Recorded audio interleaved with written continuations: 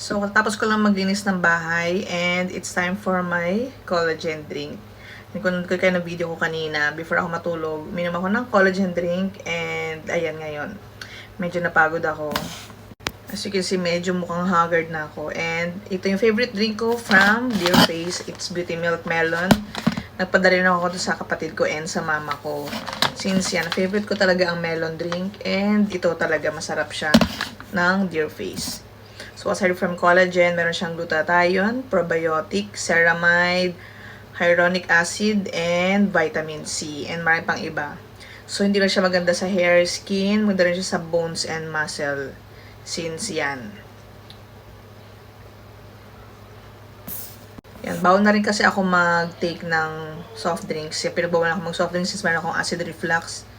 And yung coffee ko, bihira din ako nagko-coffee. So, alam niyo, may inyong pong coffee, yung cafe macchiato.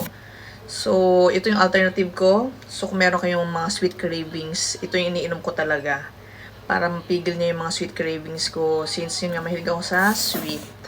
And kung may insomnia din kayo, maganda ang collagen drink. Nakaka-help siya sa mga may insomnia. So, yung each sachet, meron siyang 26 calories lang and stevia yung sweetener niya.